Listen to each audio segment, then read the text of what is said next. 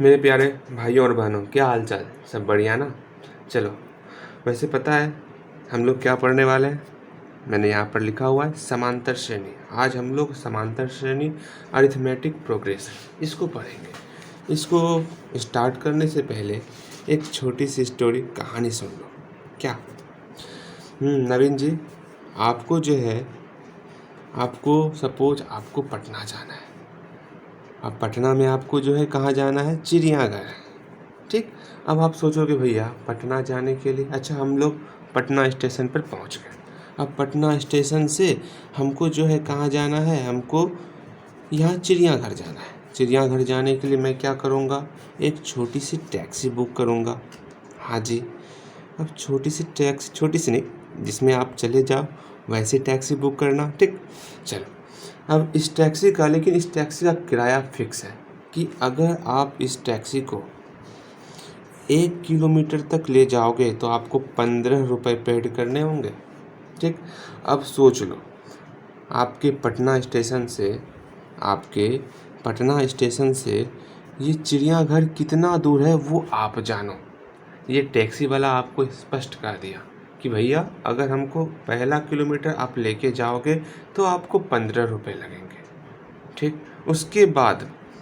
उसके बाद जैसे जैसे आप किलोमीटर की संख्या बढ़ाओगे, सपोज आप इसके बाद और 1 किलोमीटर जाना चाहते हो। हाँ जी। तो यहाँ से लेके यहाँ तक 2 किलोमीटर हो गया। हाँ जी। तो इसका मतलब आपको 15 रुपये में से और आपको 8 रुपये ऐड करने होंगे। मतलब 15 रुपये के बाद पर किलोमीटर किराया आपको 8 रुपये लगने वाला है। अच्छा, ऐसा बात है। इसका मतलब जब आप 2 किलोमीटर जाओगे तो 8 5 13 23 रुपये आपको पेड करने होंगे। अगर इसी तरह आगे बढ़ते बढ़ते अगर आप 3 किलोमीटर जाओगे, यहाँ से स्टार्टिंग पॉइंट से 3 किलोमीटर जाओगे तो आपको टोटल 23 में से और 8 ऐड कर दो, आपको 31 रुपये पेड करने होंगे। तो आप सोचोगे पहले मैं देख लेता हूँ यहाँ से पटना से चिड़ियाघर कितना दूर है। पहले जान तो ले चिड़ियाघर कितना दूर है, उसके बाद देखा जाएगा। हाँ जी। तो आप तुरंत अपना थरिया मोबाइल कह रहा हूँ मैं, अपना मोबाइल निकालोगे और चेक करोगे गूगल मैप, पटना से चिड़ियाघर कितना डिस्टेंस? अरे भैया 23 किलोमीटर डिस्टेंस है। इसका मतलब कितने रुपए पेड करने होंगे? आप सोचोगे काश कोई ऐसा फॉर्मूला होता मेरे पास। आप मन में सोचोगे काश मेरे पास कोई ऐसा फॉर्मूला होता जिसे मैं पता कर लेता कि 23 किलोमीटर जाने पर मुझे कितना रुपए पेड करना होगा। तो वही तो फॉर्मूला आज सीखने वाले हैं हम, समझ रहे हो ना? चलो जी, इसका मतलब आज एक ऐसा सीरीज का बात करूँगा जिसमें हम लोग सीखेंगे जस्ट लाइक यहाँ पर जो सीरीज बना था पहले 15 था, 15 के बाद 23 रुपये आपको पेड करने थे, 23 के बाद जस्ट 31 रुपया। इसी तरह आपका ये सीरीज चल रहा था। तो यहाँ पर आप ध्यान दोगे तो 15 और 23 के बीच कितना का गैप? 8 का गैप है। अच्छा जी भैया 8 का गैप है। हाँ, और 23 और 31 के बीच कितना का गैप? 8 का गैप है। तो यहाँ पर सब जगह गैप में 8 का है और गैप आपका समान है। जैसे ही दो संख्या के बीच जो गैप हो रहा है अगर वो समान होगा, इस दोनों के बीच जो गैप है मान लो 8 का है, इसके बीच भी गैप क्या है? 8 का है। अगर गैप समान है तो उसको हम लोग क्या कहते हैं? समांतर श्रेणी कहते हैं। अरे भैया ये बात था, अब तो मुझे परेशानी नहीं होगा। चलो जी, अब समांतर श्रेणी तो समझ में आ गया, लेकिन पता है समांतर श्रेणी में इस गैप का अपना एक अलग नाम है। वो क्या नाम है? देखो, सार्वअंतर। कितना प्यारा नाम। इस दोनों के बीच अंतर को कहा गया सार्वंतर। तो ये जो एपी मेरे सामने लिखा हुआ है, बताओ तो इसका सार्वअंतर क्या है? इसका सार्वअंतर 8 है। दो संख्याओं के बीच अंतर सार्वअंतर कहलाता है। तो यहाँ पर भी 23 और 31 के बीच अंतर 8 है, तो ये मेरा सार्वअंतर है। ठीक है, बातें समझ में आई। एक और एग्जाम्पल लेते हैं। हाँ भैया एग्जाम्पल दीजिए ना, एग्जाम्पल में तो मौज आता है, मौज। अगेन आपके सामने जस्ट लाइक आपको कुआं खुदवाना है। क्या खुदवाना है? कुआं। अच्छा जी। अच्छा भैया, कुआं खुदवाना है। अगर हम 1 किलोमीटर कुआं खुदवाते हैं तो हमारे मजदूर लोग जो है वो पहले फिक्स कर दिए कि आप यहाँ से 1 किलोमीटर कुआं खुदवाओगे तो आपको 150 रुपये देने होंगे। अरे रे, बहुत सस्ता मजदूर है आपका ना। अब 1 किलोमीटर के बाद जैसे जैसे आप आगे बढ़ोगे, सपोज 1 किलोमीटर और कुआं खुदवाएंगे तो टोटल 2 किलोमीटर हो गया। तो उसके लिए मुझे कितने रुपए पेड करने होंगे? 50 रुपये अधिक पेड करने होंगे। अच्छा भैया, ये बात है। इसका मतलब 2 किलोमीटर पे कुआं खुदवाने में कितना प्राइस लग जाएगा? 200 रुपये। अरे भैया, मज़ा आ गया। इसके बाद और हमको 1 किलोमीटर कुआं खुदवाना होगा तो कितना लगेगा प्राइस? अब 200 रुपये है, उसमें 50 रुपये और ऐड कर देता हूँ तो मेरा हो गया 250 रुपये। इस तरह आपका लगातार प्राइस इंक्रीज होते जाएगा जब तक आप कुआं, जितना किलोमीटर कुआं खुदवाओगे उतना आपको प्राइस लगेगा। तो आप सोचोगे भैया कुआं तो खुदवाना है लेकिन पानी तो निकलना चाहिए ना। अब 3 किलोमीटर में पानी निकलेगा कि ना निकलेगा? अच्छा, तो मज़दूर लोग को आपने बोल दिया कि आप कुआं खोदिए। ठीक, वैसे भी आपका प्राइस बहुत कम है, 150 रुपये में क्या ही आप कितना ही प्राइस ले लोगे। आप कुआं खोदिए। मज़दूर लोग भी खुश, वाह, वो भी कुआं खोदना स्टार्ट किया। अब ये कुआं डैट इज आपका जो है 20 किलोमीटर, 20 किलोमीटर कुछ ज़्यादा हो गया ना। अच्छा, 10 किलोमीटर अंदर जो है ना आपका पानी मिला। 10 किलोमीटर भी कोई बहुत ज़्यादा हो गया। अच्छा, कोई बात नहीं, मिल गया 10 किलोमीटर अंदर पानी। अब 10 किलोमीटर अंदर पानी मिला तो आपको कितना प्राइस देना होगा? अब आपको तो आता ही नहीं है। अब ये तो बात आप मज़दूर को बोलोगे नहीं कि मुझे प्राइस निकालने आता नहीं है, मैंने अरिथमेटिक प्रोग्रेशन नहीं पढ़ा है, समांतर श्रेणी नहीं पढ़ा है, तो मैं आपको कहाँ से पेमेंट करूँ? तब मज़दूर जो बोलेगा आप उसको वो पेमेंट करोगे। इसलिए मैं कहता हूँ पढ़ लिख लो, IAS वाईएएस बनो। क्या करोगे? हाँ, पढ़ो लिखो। देखो यहाँ पर, अब यहाँ पर आपके सामने क्या दिख रहा है? फर्स्ट किलोमीटर जब आपने कुआं खोदा तो आपने 150 रुपये दिए। उसके बाद आपने कुआं खोदा तो आपने 200 रुपये दिए। उसके बाद जस्ट 1 किलोमीटर और आपने कुआं खोदा तो आपने 250 रुपये दिए। तो यहाँ आप देख रहे हो कि 150, 200, 250। तो फर्स्ट ऑफ ऑल आपको इस चैप्टर में हमेशा ध्यान में रखना है, पहली बात, कि मेरा जो श्रेणी बनेगा, जो सीरीज बनेगा कोई भी, जैसे ये सीरीज है 150, 200, 250, ये तो सीरीज है हमारा। क्या ये सीरीज मेरा समांतर श्रेणी है कि नहीं है? पहले इसको आप अपने दिमाग में दोहराओगे, क्या है या नहीं है या नहीं है। और जानते हो इसका शॉर्ट फॉर्म क्या होता है? समांतर श्रेणी का अरिथमेटिक का A और प्रोग्रेशन का P, दैट इज AP। कोई परेशानी नहीं। तो फर्स्ट ऑफ ऑल आपको ये देखना होगा कि कोई भी सीरीज दिया हुआ है क्या वह AP में है कि नहीं है। ठीक, अब इसको पता लगाने के लिए आपको सारवंतर देखना होगा। अब मैंने तो बताया है सारवंतर क्या होता, दो संख्याओं के बीच अंतर सारवंतर कहलाता है। अगर सब जगह अंतर समान हो गया तो सारवंतर मेरा आपका वो हो जाएगा। अरे भैया, ये बात था, इसका तो हमको पता ही है क्या है सारवंतर। क्यों? क्योंकि 150 और 200 के बीच जो है गैप हो रहा है, अंतर हो रहा है आपका 50 का, और 200 और 250 के बीच अंतर हो रहा है आपका 50 का। इसका मतलब इसका सारवंतर 50 है। ये तो और अच्छी बात है। इसका मतलब हमको AP आ गया, मेरा प्यारा सा AP आ गया 150। AP कब का है? जब सारवंतर समान निकला। अगर समान नहीं निकलता सारवंतर तो इसको हम AP बिल्कुल नहीं कहते। क्यों नहीं, क्या नहीं कहते इसको? AP कतई नहीं कहते। अच्छा भैया, ये बात था, चलिए कोई बात नहीं, इसको AP कह दिया जाए। हाँ, तो AP क्यों कहें इसको? क्योंकि सब जगह का अंतर समान हो रहा था। अब आपसे पूछा जाए 10 किलोमीटर, तो ये पहला किलोमीटर, ये दूसरा किलोमीटर, ये तीसरा किलोमीटर, इसी तरह इसका जो 10वां पद होगा वो अगर हम लोग निकाल लेंगे ना तो मेरा काम हो जाएगा। अच्छा, मैं एक बात बताऊँ आपको, इस दोनों को निकालने का तरीका बता दूँ? जल्दी बोलो तो मैं बताऊँगा। इसके लिए आपको एक शर्त है, वो शर्त मानना होगा। क्या? मैं कुछ नया नया नाम बताऊँगा, उस नाम को आपको किसी तरह उसको याद रखना होगा। जस्ट लाइक इसको हम लोग प्रथम पद कहते हैं। अब प्रथम पद को हम लोग क्या डिनोट करेंगे? हमेशा प्रथम पद को हम लोग ए से डिनोट करेंगे, ए से, या फिर ए के नीचे 1। ये 1 दिखा रहा है पहला पद। अच्छा भैया, ये बात था। इस 200 को हम लोग, चूँकि ये दूसरा पद है, इसलिए इसको हम लोग A2 से डिनोट करेंगे। अच्छा, ये 2 दिखा रहा है, ये दूसरा पद है। अब तो आसान लग रहा है। इसका मतलब 250 को आप क्या दिखाओगे? क्या दिखाओगे बोलो? आप बोलोगे भैया ये तो तीसरा पद है, इसका मतलब इसको हम लोग A3 डिनोट करेंगे। हाँ जी, बिल्कुल सही। इसी तरह यहाँ पर आ जाओ, ये भी AP है। जब AP है तो नामकरण तो करना होगा ना, और मैंने बताया हुआ है, ये मेरा शर्त है कि आपको समझना होगा इसका नामकरण।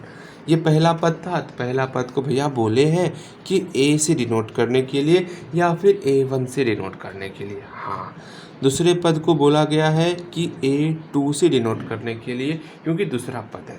तीसरे पद को बोला गया है A3 से डिनोट करने के लिए। इसी तरह चौथे पद को A4, पाँचवें पद को A5, छठवें पद को A7। हाँ, समझ में आ गया। चलिए जी, अब देखो सिंपल सा फंडा है। क्या फंडा है? हमको क्या निकालना है? 10वां किलोमीटर। तो इसका 10वां पद निकालना है, दैट इज A10 निकालना है। और पता है A10 निकालने का शॉर्ट ट्रिक क्या है? सिंपल सा, A10 है, A का दैट इज हमको A में, जो यहाँ A है, A में हमको जोड़ना होगा। क्या जोड़ना होगा? 10 से 1 कम 9, और इसमें D से मल्टीप्लाई कर देना है। अब आपके सामने ये तो आ रहा होगा भैया, हमको तो पता है A मेरा है पहला पद। ये D क्या है? स्मॉल d क्या है? ये तो बताया नहीं आप। बताया नहीं मैंने। ये आपका सारवंतर है। तो इस AP के लिए D क्या हो गया? तो आप बोलोगे भैया D मेरा 50 हुआ, क्योंकि इसका सारवंतर 50 है।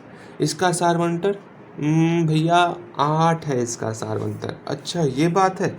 तो यहाँ से भली भांति आप समझ चुके हो। अच्छा, पहले हम लोग कुछ थोड़ा सा इसको मजबूत कर लेते हैं। किस चीज़ को? इस टॉपिक को। क्या? अगर आपको A7 निकालना होगा तो सिंपल सा, इस A में 7 से 1 कम 6D से मल्टीप्लाई करोगे। अरे भैया, ये बात था। अगर आपको A8 निकालना होगा तो A में आप क्या करोगे? मल्टीप्लाई नहीं, ऐड करना है छोटे। हाँ, 8 से 1 कम 7D से इसको ऐड करोगे, A प्लस 7D। वाह, अब तो हम आराम से निकाल लेंगे। अब छोड़ दीजिए, यहाँ देखो, A प्लस 98D, 99 से 1 कम 98। अरे इस तरह तो मौज कर दी, मौज हो गया भैया, बहुत मज़ा आया। चलो आगे देखते हैं। अब पहले इसको सॉल्व तो किया जाए, इसको सॉल्व कर लेते हैं। 10वां पद निकालना था। A क्या था हमारा? 150। 150।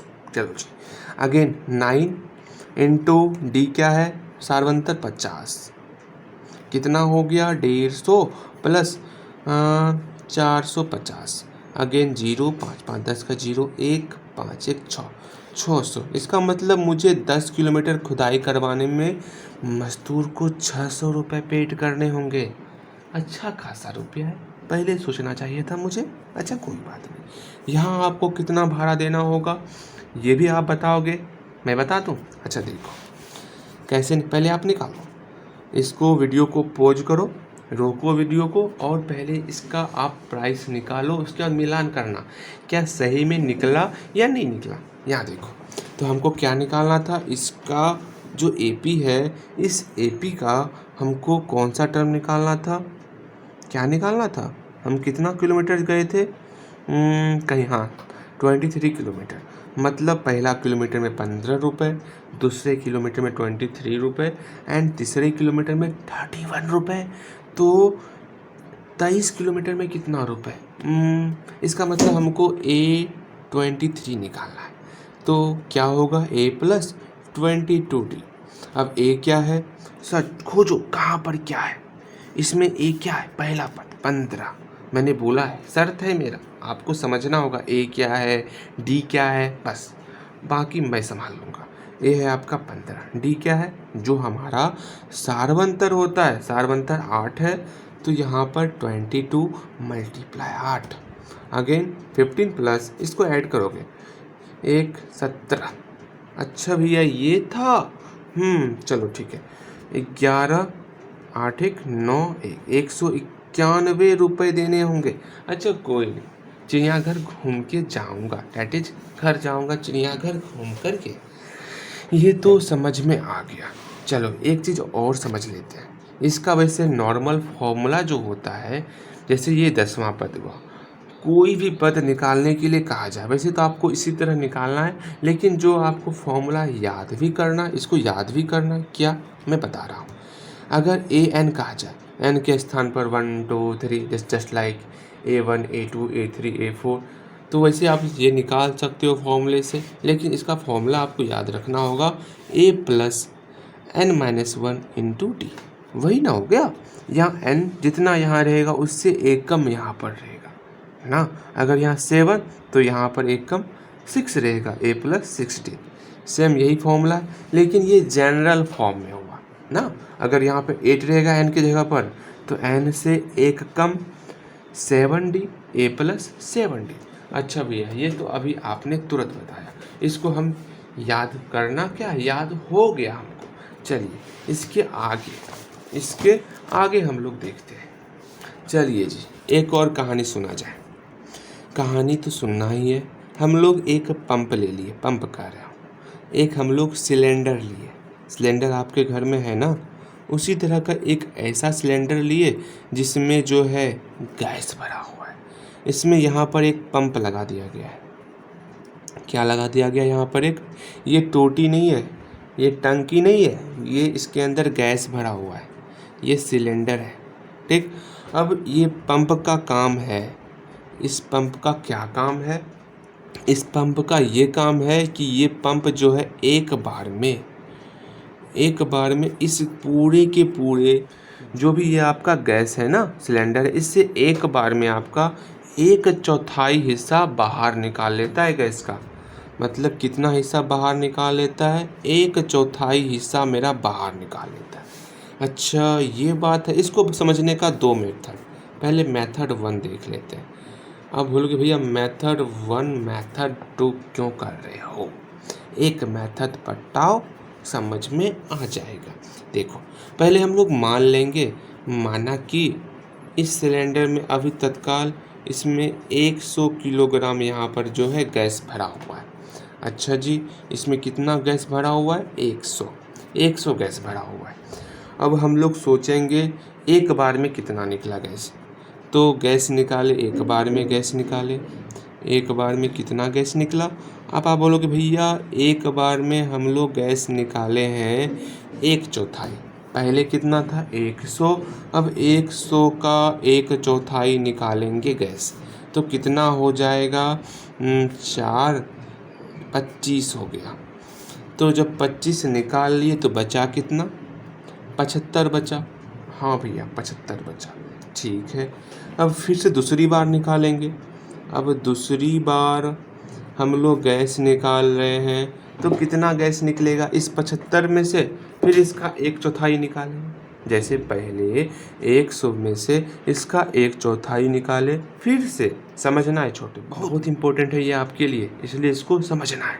यहाँ देखो 75 है, अब 75 में से 1/4 निकालेंगे, तो 75 में से इसका 1/4 निकाल लिए। चलिए जी यहाँ 75/4 हो गया, 75/4 हो गया। इसका मतलब पहले 75 था, इसमें से 75/4 निकाल लिए। 75 था, 75/4 निकाल लिए, कितना हो गया 4 20 2 300 - 75 225/4 कटेगा, नहीं कटेगा, इसका मतलब यहाँ पर हो गया 225/4। अरे भैया ये निकल गया, हाँ जी यही निकला आपका। इसका मतलब मेरा सीरीज क्या क्या निकला, मेरे पास ये सीरीज आया, डैट इज अच्छे से सीरीज को देखो, पहले 100 था, हवा निकलने के बाद 75 हो गया, फिर से हवा निकलने के बाद 225/4 हो गया। इसका मतलब यहाँ पर स्पष्ट रूप से देखा जा रहा है, क्या स्पष्ट रूप से देखा जा रहा है, ये आपको बताना है ये एपी है या नहीं है। अब एपी के लिए भैया बताए थे आप कि सारवंतर समान होना चाहिए, इसका मतलब इसका सारवंतर समान है या नहीं है ये आपको बताना है, दोनों का अंतर करना है। अच्छा भैया ये बात है, तो अंतर करते हैं, इस दोनों का अंतर करेंगे तो इसका सारवंतर मेरा 25 निकल गया। हाँ जी, अब इस दोनों का अंतर करेंगे, इस दोनों का अंतर कहीं पर है क्या, यहाँ देखो 75/4, 75/4, ये है अंतर। एक बार आप अंतर करोगे आपको यही अंतर दिखेगा। तो यहाँ देख रहे हैं सारवंतर समान नहीं है, जब समान नहीं है तो ये आपका एपी में नहीं है।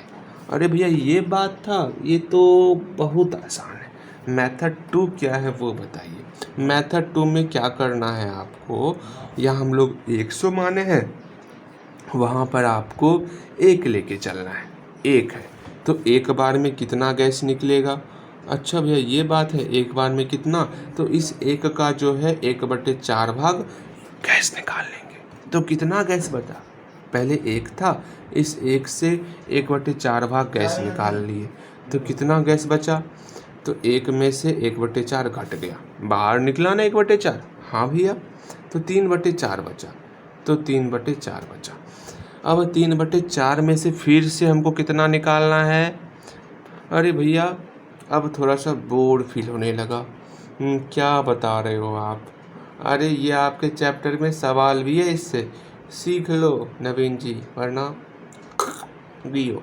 यहाँ देखो, फिर दूसरी बार निकालना है, तो पहले कितना बचा था 3/4, अब 3/4 से फिर कितना निकालना होगा, 1/4, 3/4 का 1/4 निकाल लिए, कितना हुआ 3/16। अरे भैया ये बात था, हम लोग ऊपर ऊपर मल्टीप्लाई, नीचे नीचे मल्टीप्लाई, 4 चौके 16, 3/16 हो गया। इसका मतलब जो पहले 3/4 था उसमें से हम लोग 3/16 घटा देंगे तो कितना हो गया, 4 चौके 16, 4 तिया 12, 3 9/16। अरे 9/16, इसका मतलब जो सीरीज हम लोग का निकला 1 था, फिर 3/4 था, फिर 9/16 था। क्या ये एपी है, तो आप ये मुझे बताओगे इसका सारवंतर क्या निकल रहा है भैया, इसका सारवंतर क्या निकल रहा है। अगर सारवंतर समान है तो एपी है, अगर सारवंतर समान नहीं है तो एपी नहीं है, ये आप मुझे बताओगे, ये आपका काम रहा, ठीक है। अब लास्ट अंतिम कहानी सुन लो, इसके बाद हम लोग 5 मिनट और लगेगा, फिर हम लोग का 5.1 आपको पूरा बनाना है। कहाँ से, घर से बना के लाना है पूरा का पूरा 5.1। अरे भैया क्या ही कर रहे हो, मैं छोड़ दूँ 15 मिनट देखना अरे रे रे यहाँ देखो, अब क्या करना है, चौथा नंबर क्वेश्चन में हमको जो है अमाउंट, दैट इज हमको मिश्र धन निकालना है। ये मिश्र धन, अरे भैया ब्याज वाज का बात क्यों लेते आए, मुझे समझ में नहीं आता, पल्ले नहीं पड़ता, और वो भी अगर चक्रवृद्धि ब्याज हो तो लो, जो हम लोग चक्रवृद्धि ब्याज के बारे में ही देखते हैं, क्योंकि ये आपके चैप्टर में क्वेश्चन है इसलिए मैं बता रहा हूँ, इसलिए आपको समझना होगा इसको, ठीक है। चलिए जी, वैसे ये आपने पढ़ा हुआ इसलिए इतना परेशानी आपको होने वाला नहीं है, अगर नहीं पढ़ा है तब दिक्कत हो सकता है। चक्रवृद्धि ब्याज निकालना है, अगर सपोज आपके सामने आपको दे दिया जाए कि आपको दिया हुआ है कि आपका मूलधन दिया हुआ है, मूलधन आपका है 100 रुपये, और आपका जो दर है ना वो 8% वार्षिक ब्याज की, चक्रवृद्धि ब्याज की दर से आपको मिल रहा है, तो आपको बताना है छोटे कि इसका पहले साल में, फर्स्ट वर्ष में मिश्र धन क्या होगा, सेकेंड वर्ष में मिश्र धन क्या होगा, थर्ड वर्ष में मिश्र धन क्या होगा, और बताना होगा जो सीरीज निकलेगा वो एपी है कि नहीं है। अब मिश्र धन निकालने तो आता नहीं है, तो मिश्र धन का सिंपल सा फॉर्मूला होता है, वो आपको ध्यान में रखना होगा कि जब हम लोग मिश्र धन निकालते हैं ना तो मूलधन का गुना कर देना है किसके साथ, 1 प्लस 10/100, लेकिन यहाँ पावर देना है समय। ये क्या भैया, ये क्या कर दिया? सिंपल सा, पहले वर्ष का मिश्र धन निकालना है तो पहला वर्ष, तो यहाँ पर पहला टाइम, ठीक। अगेन दर क्या है 8 दर हो गया। मूलधन क्या है 100, इसका वैल्यू निकालोगे और यहाँ पुट करोगे, ठीक। अगेन फिर से दूसरे वर्ष के लिए तो क्या करोगे आप, इसका वैल्यू निकालोगे, यहाँ पुट करोगे। फिर तीसरे वर्ष के लिए इसका वैल्यू निकालोगे, यहाँ पुट करोगे। 3 वैल्यू निकल, कम से कम 3 वैल्यू चाहिए ये पता लगाने के लिए कि वो एपी है या फिर नहीं है। कितना वैल्यू? 3 वैल्यू एपी पता लगाने, कम से कम, ज़्यादा से ज़्यादा जितना रहेगा तो सबका चेक करना है, ठीक। ये सब मेरा निकल जाएगा तो आपको ये देखना होगा कि ये एपी है कि नहीं है। ये आपका क्लास वर्क नहीं, हाँ क्लास वर्क अभी बना के दिखा देना, जब आप आओगे तो हमको ये दिखा देना कि ये एपी है कि नहीं है, ठीक है। कोई तकलीफ़, कोई समस्या नहीं ना? चलो हम लोग 2-3 तरीके और देखेंगे फिर टिच्छो। चलो इसमें किस तरह का क्वेश्चन रहेगा वो समझना है ना। फर्स्ट ऑफ ऑल हम अभी तक में ये देखें कि कोई भी समांतर श्रेणी हो वो किस फॉर्म में रहता है। पहला ए रहता है, फिर नेक्स्ट क्या होगा a+d, फिर उसके बाद a+2d। इस तरह का सीरीज हमारा चलता है। हाँ जी, इसी का नामांकन के आधार पर लेंगे। पहला पद का नाम हम लोग क्या याद रखने के लिए कहे थे? मैंने बोला था आपको नाम याद रखना होगा। पहला पद का नाम ए था भैया, ए या a1। दूसरे पद का नाम a2, तीसरे पद का नाम a3। लो यहाँ a1 रख देते हैं, ठीक है। इसी तरह ये AP का मैंने पद याद कर लिया है। अच्छा ठीक है, चलो जी, हमको सीखना क्या है? हमको ये सीखना, अगर आपको कभी भी कहा जाए कि A5 निकालो, A7 निकालो, A10 निकालो, तो हमेशा आपको दिया हुआ रहेगा, A दिया रहेगा और D दिया रहेगा। और यहाँ तो 10 आपको दिया हुआ ही N का वैल्यू ना। अगेन A5 निकालना है तो आपको A दिया हुआ होगा, D दिया हुआ होगा, और यहाँ 5 तो आपको पहले से दिया हुआ है।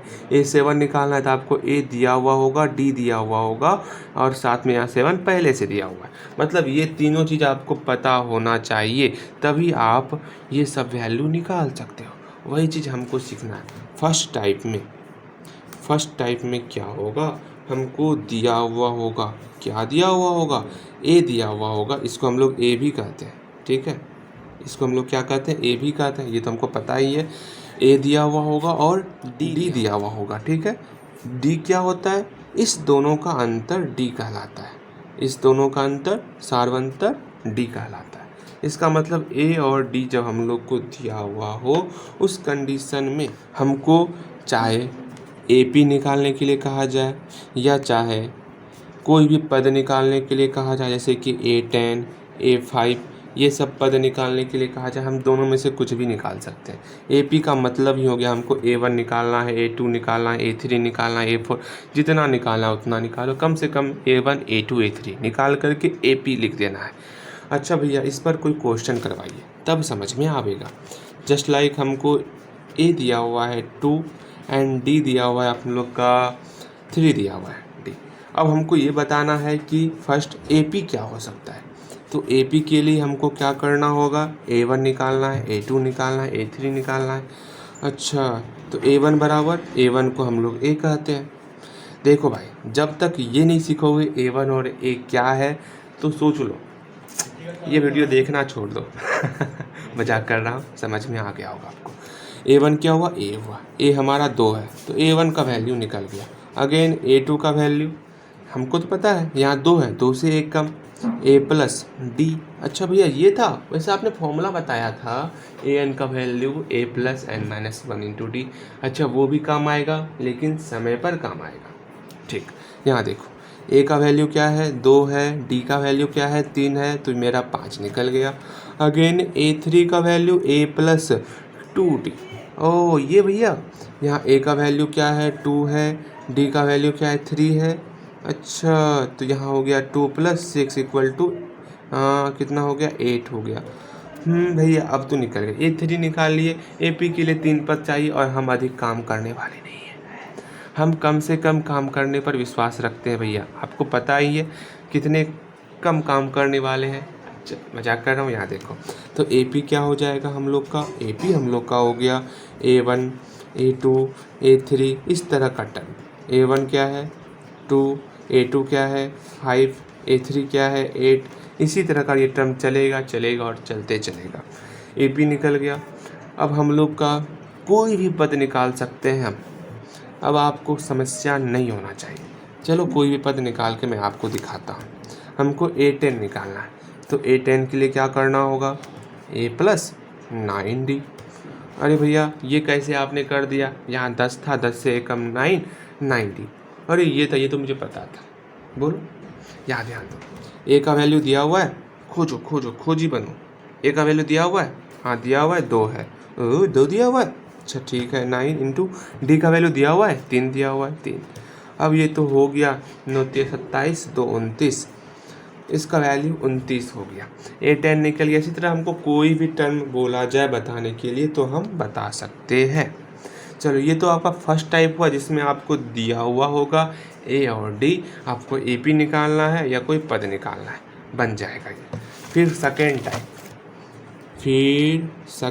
टाइप, इसमें आपको क्या दिया हुआ होगा, इसमें हमको AP दिया हुआ होगा। AP मतलब ही क्या होगा याद रखना, हमको A1 A2 A3 इस तरह का मेरा टर्म रहेगा, ठीक। हमको AP दिया हुआ है मतलब ये टर्म दिया हुआ है। हमको क्या दिया हुआ है, A1 पता है, A2 पता है, A3 पता है, ये सब हमको पता है। जब हमको ये पता है तो हमको निकालना क्या है, हमको सिंपल सा निकालना है A और D।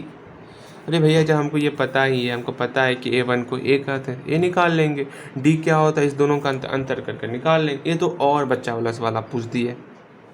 हाँ वो तो है, बच्चा वाला सवाल तो पूछे, लेकिन क्या कर सकते हैं। इसमें क्वेश्चन किस तरह पूछा जाएगा, आपको कोई AP दिया जाएगा, जस्ट लाइक कोई सीरीज आपको दे दिया गया 2 5 8, इस तरह आपको कोई सीरीज दिया हुआ है। अब आपसे पूछा गया क्या बताओ ये AP आपके सामने प्रस्तुत है, तो ये बताया जाए इसका A क्या होगा, इसका D क्या होगा। तो सिंपल सा आप जानते हो A क्या होता है, इसका पहला टर्म 2 हो गया। D क्या होता है, सारवंतर, किसी 2 को घटा दोगे, या तो 5 और 2 को आपस में सब्ट्रैक्ट करो, या तो 8 और 5 को आपस में सब्ट्रैक्ट करो, आपका D निकल जाएगा। वाह मजा आ गया, बोलो वाह। या देखो 8 में 5 गया, क्या बचा 3, 3 बचा, यहाँ देखो 3 हो गया। अगेन A और D निकल गया। ये तो बहुत बहुत बहुत आसान। अगेन थर्ड टाइप जो कि बेहद ही इम्पोर्टेंट है, ये लास्ट टाइप आज का रहने वाला है। इसके बाद होमवर्क क्या मिलने वाला है, 5.5 है ना, जो भी हो, पहला 5.1 पूरा कंप्लीट करना है। 5.1 है या 8.1 है देख लेना, जो भी हो 0.1 पूरा कंप्लीट होना चाहिए। अच्छा भैया पहले बता दीजिए, उसके बाद 0.1 कंप्लीट देखते हैं होगा कि नहीं होगा, होगा तो बताएंगे।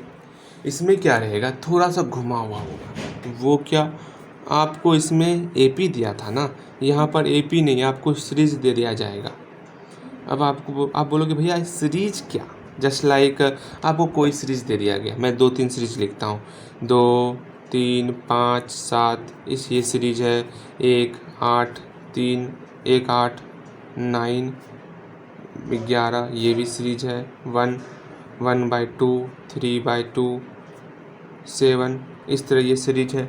आपको कोई सीरीज दिया हुआ होगा और आपको बताना है, आपको क्या बताना है, आपको बताना होगा क्या AP है कि नहीं है। अगर AP है तो हमको और 3-4 पद निकालना है। अच्छा वो पद तो निकाल लेंगे, उसमें दिक्कत नहीं है, पहले हमको ये बताना है कि AP है कि नहीं है। अब भैया हमको आप बिल्कुल मत बताइएगा, क्योंकि आप मुझे बताए हुए हैं कि AP का पता लगाने के लिए हम ये देखते हैं कि उसका सारवंतर समान है कि नहीं है। अच्छा इसका सारवंतर क्या निकलेगा, 3 में 2 गया 1, अच्छा जी। इसमें 5 में 3 गया 2, 7 में 5 गया, तो सारवंतर समान नहीं है। यहाँ 2 है, यहाँ 2 है, यहाँ 1 है। जब सारवंतर समान ही नहीं है तो नहीं है। ये AP नहीं है। अच्छा भैया ये AP नहीं है, AP नहीं है ये। अगेन इसका देखते हैं, 8 में 1 गया 7, इसमें 1, इसमें 2, सार्वंतर समान है, नहीं है सार्वंतर समान, ये भी AP नहीं तो बात वहीं ख़त्म, AP नहीं तो बात वहीं पर ख़त्म। अगेन इसका देखते हैं, इसका घटाएंगे तो 1/2, इसका घटाएंगे 3/2 माइनस 1/2 क्या निकलेगा 2/2 1 नहीं है, ये भी सार्वंतर समान नहीं है, तो ये भी AP नहीं है। अच्छा कोई एक ऐसा AP ले लेते हैं कि जो AP में हो, जैसे ये यहाँ 2 है, यहाँ 2 है, ये आपका AP में है। जब AP में है तो यहाँ लिखना है, चूँकि ऐसे लिखना है, सार्वंतर D1 बराबर क्या करना है, A2 माइनस A1 में यहाँ 2 निकल गया, पूरा डिटेल से करना है, 4 - 2 = 2।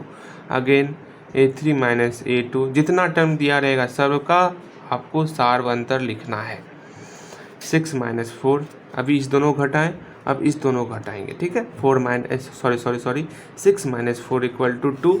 अरे भैया ये बात था, और टर्म में नई टर्म, अब नहीं घटाना है, सार्वंतर समान हो रहा है, ये चीज़ आपको सब में करना है, ठीक है। आपको सब में D1 निकालना है, D2 निकालना है, और देखना है अगर सार्वंतर समान है तो AP में है, अगर सार्वंतर समान नहीं है तो AP में नहीं है, चूँकि यह AP में है। जब AP में है देयरफॉर, तब उसके बाद हमको 3 पद और निकालना होगा।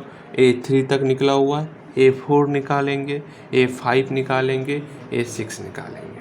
अरे भैया ये तो हो जाएगा, निकालते हैं। A + 3D, A का वैल्यू क्या है, A का वैल्यू क्या है भैया, इसका पहला टर्म 2 है, D का वैल्यू निकल चुका यहाँ पे 2 है, तो 3 × 2, 3 दूनी 6 + 2 8।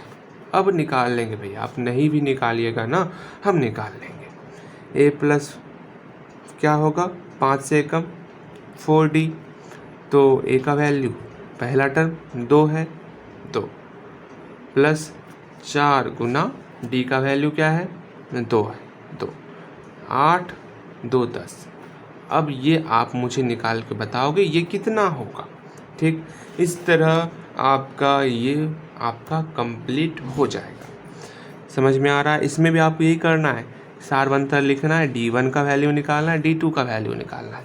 अगर सार्वंतर समान नहीं निकला, यहाँ तो सार्वंतर समान नहीं निकला, और सबका निकालना है, D1 D2 D3 तक जाएगा, D3 तक आपको निकालना है और देखना है सबका सार्वंतर समान है या नहीं है।